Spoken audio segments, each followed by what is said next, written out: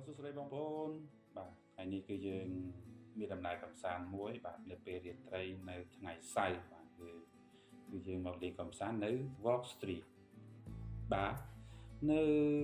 មាត់ទន្លេបាទដែលមានឈ្មោះថ្មីដែលគេដាក់ថា Welcome Walk Street បាទគឺជាកន្លែងដែលទទួលភ្ញៀវទេសចរជាតិនិងអន្តរជាតិដើរកម្សាន្តនៅពេលល្ងាចបាទគឺបើកនៅថ្ងៃសៅរ៍និងថ្ងៃអាទិត្យបាទរយៈពេល2ថ្ងៃក្នុងមួយសប្តាហ៍យើងឃើញថានៅ Walk Street ដែលជាផ្សារមួយថ្មីទៀតដែលមានវត្តមាននៅរាជធានីភ្នំពេញបាទឃើញថាមានភ្ញៀវជាតិនិងអន្តរជាតិគាំទ្រច្រើនហើយនៅក្នុងនោះដែរយើងឃើញក៏មានអាជីវករយើងជាច្រើនបាទលោកមានតាំងពីមជូរបាទមានតាំងពីចំណីចំណុកផ្សេងមានតាំងពីពោតបាទមានតាំងពីប្រហិតគឺតែច្រើនមុខមែនទែនបងប្អូនច្រើនមុខមែនទែនបងប្អូនអាចមកសាកបានបាទនៅរាល់ថ្ងៃសៅរ៍និងថ្ងៃអាទិត្យបាទគឺតាមមានច្រើនមែនទែនបាទមានទាំងទឹកផ្លែឈើ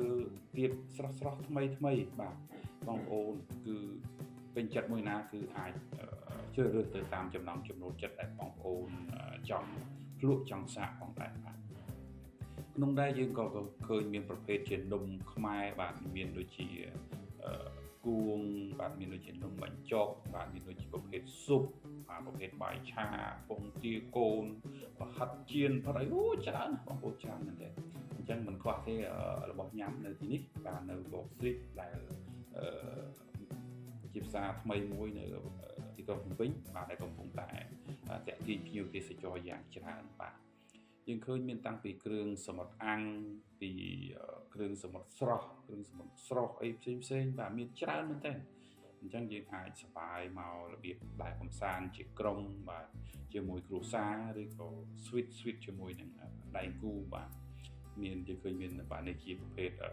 ទឹកក្រូចស្រស់បាទគៀបថ្មីតែបាទបងប្អូនឃើញនេះគឺបាទស្រាថ្នាំស្រាត្រាំផ្លែឈើដែលមានច្រើនមុខបាទដែលកំពុងតែ viral ខ្លាំងនៅលើ TikTok បាទនៅ TikTok ដែលមានអ្នកចូលមើលច្រើននិងក៏ចាប់អារម្មណ៍ច្រើនមកដែរបាទយើងគឺថាមានច្រើនរសជាតិបងប្អូនក៏ចង់សាកចង់ដឹងថាតើរសជាតិទាំងអស់ហ្នឹងទៅវាអាចទទួលបានទេបងប្អូនអាចអញ្ជើញទៅសាកបានបាទគឺនៅ Walk Street មាត់ទន្លេយើងនៅភ្នំពេញហ្នឹងទេបាទមិននៅឆ្ងាយទេបាទហើយដែលបើកនៅរាល់ថ្ងៃសៅរ៍និងថ្ងៃអាទិត្យបាទអញ្ចឹងឃើញថាមានភ្ញៀវជាតិនិងអន្តរជាតិមកច្រើនមែនទែនបាទនៅមកទស្សនាក៏ដូចជាទទួលទានបាទលក់នៅមុខម្ហូបជាច្រើនដែលបានលក់នៅទីនេះផ្ទាល់តែម្ដងបាទយ៉ាងណាមិញយើងឃើញថាប្រភេទស្រានេះមានច្រើនបាទមានតាំងពីប្រភេទរបស់ក្រៀមរបស់ស្រស់របស់វត្ថុអនុស្សាវរីយ៍បាទមានប្រភេទជាការ៉េមប្រភេទជាផ្លែឈើស្រស់ប្រភេទជាទឹកផ្លែឈើបាទមានច្រើនមុខបងប្អូនអាចមកទទួលទានដូចជាទទួលយករសជាតិនៅទីនេះបាទក្នុងនោះដែរដូចខ្ញុំបានរៀបរាប់ខាងដើមមានជាប្រភេទគ្រឿងសមុទ្រអាំងគ្រឿងសមុទ្រស្រស់សាច់អាំងសាច់ឆា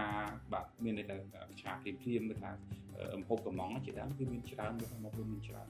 នៅទីនេះបាទហើយតកតងជាមួយសុខភាពយើងឃើញថាអាជីវករយើងក៏បានរៀបលក់ដូរដោយមានរបៀបរៀបរយត្រឹមត្រូវតែគួរជាទីតាក់ទាញសម្រាប់បងប្អូនភ្ញៀវទេសចរជាតិនិងអន្តរជាតិផងដែរបាទ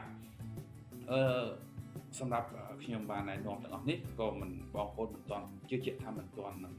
ជា 100% ទេចង់ច្បាស់គឺសូមអញ្ជើញមកទីនេះផ្ទាល់បាទដើម្បីទទួលយករសជាតិក៏ដូចជាឃើញទស្សនីយភាពប្លែកៗ